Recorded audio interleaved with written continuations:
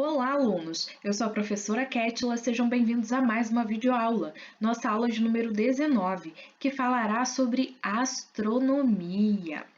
Vocês lembram o que é astronomia? O que a astronomia ela estuda? Bem, a astronomia é a parte da ciência que estuda os astros e os seus movimentos. Inclusive, é uma ciência, né? É uma parte da ciência muito interessante e trabalha muito com a curiosidade, né?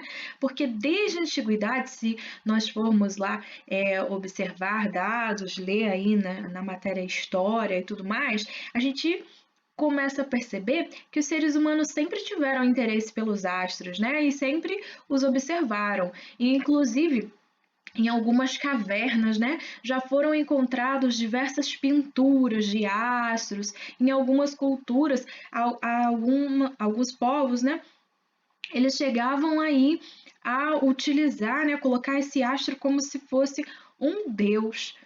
Mas em certo momento aí da história, os seres humanos começaram a perceber, né, que os astros, o movimento deles e tudo mais, era periódico e isso poderia ajudá-los a compreender melhor a passagem do tempo, a saber o melhor tempo para o plantio, né, para a colheita e tudo mais. Então passaram de fato a estudá-los, não é mesmo?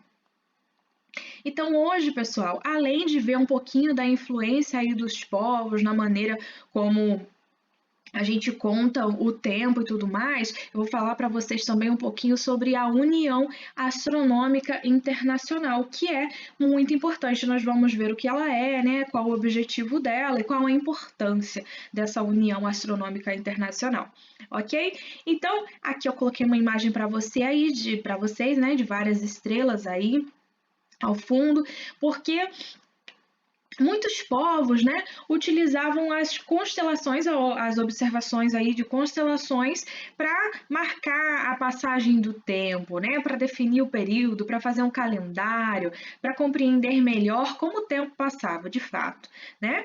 Então, a maneira como nós medimos o nosso tempo hoje, como é feito o nosso calendário, como nós contamos aí o dia e tudo mais, foi influenciada por diversos povos e culturas diferentes. Então, não pensem vocês que foi fácil criar um calendário como o nosso, né?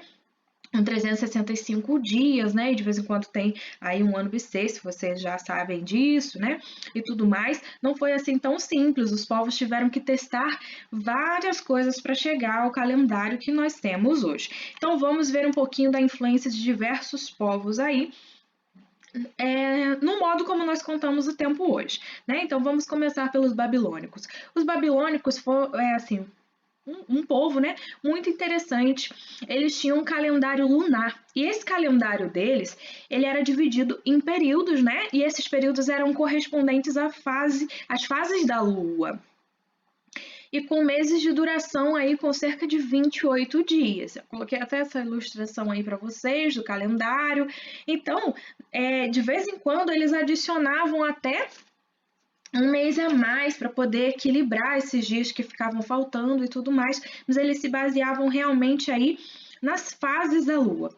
Agora, os Incas já foi assim interessante, né? Vocês já ouviram falar sobre eles também, já provavelmente já estudaram um pouco sobre esse povo que teve tantas contribuições interessantíssimas, né, para a gente até hoje, né? E além deles terem construído vários observatórios para estudo do céu, olha só que avançado, né? Eles registraram a Via Láctea, registraram várias constelações e uma coisa bem interessante é essa questão do solstício e equinócio, né? Que vocês também já estudaram, né? O solstício e equinócio.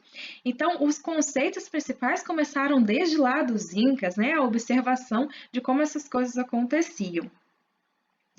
E eles tinham calendários que eram baseados no Sol, pessoal. Já era uma proposta bem diferente, né? Até porque eles até adoravam o Sol e tudo mais, né? Essa estrela aí que fica no centro do nosso sistema solar, né?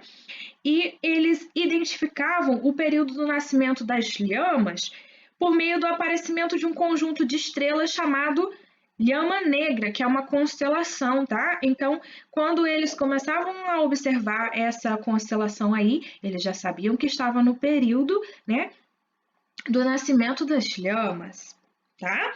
Então, olhem só que interessante, a observação de constelações para determinar aí determinados períodos ou coisas que aconteceriam naquele período, né? Então marcava, né, através da observação. Porque eu não sei se vocês já repararam, se algum dia vocês já gostaram muito do céu, a ponto de ficar observando constelações e perceberem que em determinados períodos do ano nós não conseguimos ver determinadas constelações, né? Então, a mesma coisa acontecia com eles. Quando eles começavam a identificar uma determinada constelação, eles já sabiam que era um determinado período. Então, isso ajudava a marcar aí o tempo. Agora vamos aí ao próximo povo que também teve grande influência, né? Que foram os chineses. Os chineses, eles desenvolveram aí por volta de 1500 a.C. um calendário lunar, pessoal, que apresentavam aí um ciclo de 12 lunações. Então, esse calendário chinês, ele apresentava aí 354 dias, né, como eu disse para vocês, com 12 ciclos, e um mês extra, né, de 29 a 30 dias aí, ou 29 ou 30, né? Dias de tempos em tempos para tentar equilibrar tudo. Então, como eu disse para vocês, não era tão fácil assim criar um calendário, né? E eles identificavam aí as estações do ano a partir da observação de 4 constelações que, né, receberam o nome de constelações chinesas. E vocês podem até conferir essas constelações, são descritas lá no livro de vocês, né? Na primavera, aí a constelação do dragão azul do leste, no inverno a tartaruga negra do norte, no outono o tigre branco do oeste e no verão o pássaro vermelho do sul, tá? Então tem aí mostrando pra gente um pouquinho do que coincide, né? Essas constelações aí, parte delas coincide com outras constelações que são famosas e conhecidas até mesmo por nós, né? Bem, o Tupi-Guarani, né? Os povos indígenas Tupi-Guarani, eles, assim como outros povos indígenas e outros povos sem ser indígenas também, né, eles utilizavam aí a observação dos astros para se orientar em relação ao tempo. E uma constelação bem interessante, pessoal, que eles observavam era a constelação da Ema, que é essa que vocês estão vendo aí agora na tela, né? E quando eles conseguiam observar essa constelação, né, ela dizia o que para eles, né? Anunciava a chegada do solstício de inverno. E esse tempo para eles, esse evento, né, esse aparecimento dessa constelação, ela marcava o meio do tempo velho, né? Para esses índios Guarani, tá? Agora vejam só, esse conceito de constelação aí, né, essa formação de desenhos, é muito comum a gente ouvir isso até hoje, né? Quando você pergunta, o que é uma constelação? É um agrupamento de estrelas. Mas será que é bem assim? É isso que nós vamos ver a partir de agora, né? Estudando aqui essa questão da União Astronômica Internacional. Bom, como vocês viram, diversos povos, né, viam constelações diferentes, interpretavam, digamos assim, né? Porque que seriam aí essas constelações ao nosso olhar ou ao olhar daqueles povos, né? São várias estrelas e elas ligadas por pontos imaginários, elas formavam figuras, né? E cada povo enxergava uma coisa diferente, né? Uns enxergavam lá a lhama negra, agora a gente viu aqui a constelação da Ema, mas cada povo tinha a sua interpretação, né? A partir da observação dessas estrelas, dessas constelações, né? E eles davam nomes a essas constelações. Só que isso dificultava muito, porque imagina, os tupis guaranis viam essa ema, aí os chineses, eles, né, sem ter aquele conhecimento, sem ter aquela mesma história, aquela mesma cultura daquele povo, enxergavam uma coisa diferente, né? E isso aí podia causar uma confusão, dificultar também a comunicação, né? E também a validação do mesmo fenômeno observado por diferentes povos em diferentes lugares. Então, essa União Astronômica Internacional, que é formada aí por diversos estudiosos da área de astronomia, né, inclusive por doutores, né, que tem o título de doutores porque tem doutorado, né? Então, eles resolveram dividir o céu em 88 constelações e assim acabar com todas as possíveis confusões ou dificuldades de comunicação que poderiam vir a ter devido aos povos serem de lugares diferentes e observarem coisas diferentes e usar a sua criatividade, né, para criar aqueles desenhos imaginários ou figuras geométricas imaginárias. Então, veio essa união astronômica e dividiu o céu em 88 constelações. E essa União Astronômica Internacional, ela também alterou o sentido da palavra constelação. Se antes, né, a constelação era definida como um conjunto aí de estrelas que formavam, ligadas, né, por pontos imaginários, formavam aí um desenho no céu, agora ela passou a determinar que constelação é uma região delimitada do céu, né? E essas figuras que eram formadas aí, né, ligadas por pontos imaginários, como eu disse para vocês, elas passaram a receber o nome de asterismo, tá? Então, quando nós falamos de asterismo, é isso, né? Os asterismos vão ser aí os conjuntos de pontos no céu, né, formado pelas estrelas, né, que unidos vão formar uma figura ou uma forma imaginária que pode aí nos fazer relembrar algum bicho, né, alguma forma geométrica, enfim, tá? Então, a partir de 1930 que essa União Astronômica Internacional fez isso, para acabar logo com a confusão. Aí aqui, pessoal, tem até um mapa, né? Uma ilustração aí para vocês que foi retirada justamente lá da União Astronômica Internacional para vocês entenderem um pouquinho melhor como funciona. Aí tem aqui as legendas, né? O que é uma estrela? Uma estrela variável, nebulosa, um aglomerado globular, né?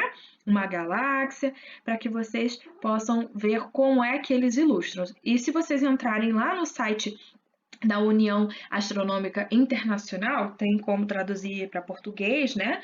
Ou talvez vocês sejam fluentes, não sei.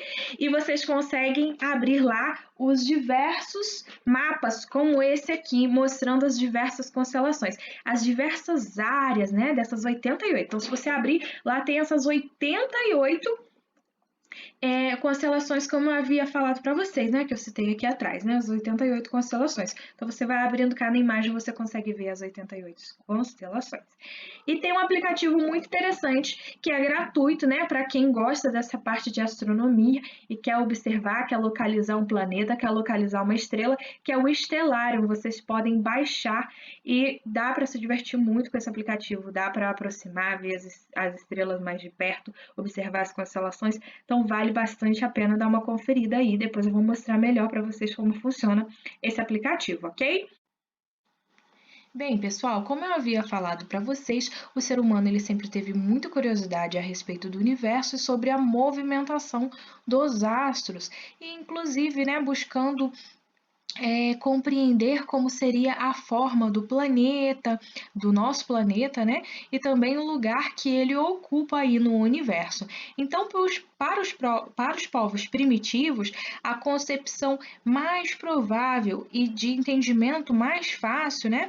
É que a Terra ela seria plana e ela estaria localizada aí no centro do universo. Isso já vai caracterizar, inclusive, um modelo que a gente chama de modelo geocêntrico. Mas como assim modelo? De que modelo que você está falando, professora? Eu estou falando dos modelos cosmológicos. Os modelos cosmológicos, eles são modelos que foram criados, né, por estudiosos para explicar, perdão, o movimento e as forças existentes no universo. Então, nós temos aí dois modelos cosmológicos principais, que são, assim, os mais conhecidos, e provavelmente vocês já ouviram falar deles no sexto ano, né? Basicamente, como seriam esses modelos aí. E hoje eu vou repassar com vocês, acrescentando alguns detalhes, ok? Então vamos ao modelo geocêntrico. Como o nome sugere, esse modelo ele defende que a Terra ela estaria no centro do sistema solar e que os planetas e o Sol estariam orbitando ao redor do nosso planeta. Só que tem um fato interessante aqui que nos chama a atenção, né? Porque esse modelo aqui foi proposto por Ptolomeu, o modelo que vocês estão observando, né? Esse modelo geocêntrico aqui. E nesse modelo proposto, né, por Ptolomeu, ele dizia o seguinte, que cada esfera dessa planetária, vejam bem, ilustrada aqui, não era fixa, ela orbitava em torno da Terra, realizando aí movimentos circulares em torno da sua própria órbita, né? Conforme ilustra esse pontilhado aqui pra gente. E esse movimento aí desses corpos, aí desses planetas, né, em torno de si mesmo e girando em torno da Terra, a gente chama de epiciclos. Então, todos eles faziam epiciclo, percebam aqui. Só que outra coisa interessante da gente perceber aqui é que esse modelo de Ptolomeu, ele descrevia uma órbita circular, tá? Então, vocês estão vendo aqui, a órbita, essa trajetória que esses planetas faziam, eram circular em torno aí do nosso planeta, que seria a Terra. Então, Terra no centro, modelo geocêntrico. E anos depois, né, foi proposto por Nicolau Copérnico o modelo heliocêntrico, que também recebeu esse nome, né, de modelo de Nicolau Copérnico, ou também pode ser chamado de modelo heliocêntrico.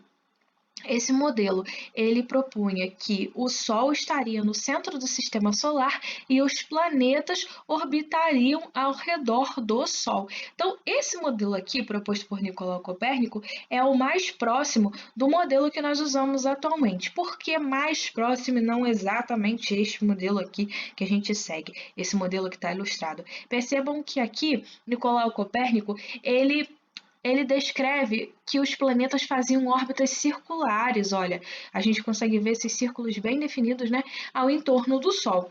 E posteriormente, né, Johannes Kepler, que foi assim um outro estudioso que veio a contribuir aí com o modelo heliocêntrico também, tá? Ele descreve que os planetas fazem uma órbita elíptica, né? O que é uma elipse? É um círculo achatado, né? Então, basicamente, só para vocês entenderem, né? Tô fazendo bem resumido assim, né? A elipse é como se fosse um círculo achatado. Então, a órbita dos planetas ela seria elíptica. Isso aí quem fala pra gente é Johannes Kepler, anos depois, né, que Nicolau Copérnico ele propôs esse modelo que vocês estão vendo aí. E também outros estudiosos contribuíram para aprimorar esse modelo heliocêntrico. Então, hélio vem de Sol, então Sol no centro. E o modelo geocêntrico, como a gente havia visto, né? A Terra no centro. E lembrando que quando eles foram propostos, as órbitas eram assim circulares. E não esqueçam aqui dos epiciclos, conforme foi mostrado, conforme eu mostrei ali a ilustração para vocês, ok, pessoal? Então, é basicamente isso aqui, uma revisão rápida para a gente fechar aqui essa parte, tá bom? Então, agora eu vou pedir para que vocês façam os exercícios da seção atividades, a página 8 e 9 do livro didático. E depois que vocês façam os exercícios do livro de atividades da página 5 até a página 7. Então, anotem suas dúvidas. Um grande abraço, nos vemos na nossa próxima live, pessoal. Bons estudos, ok?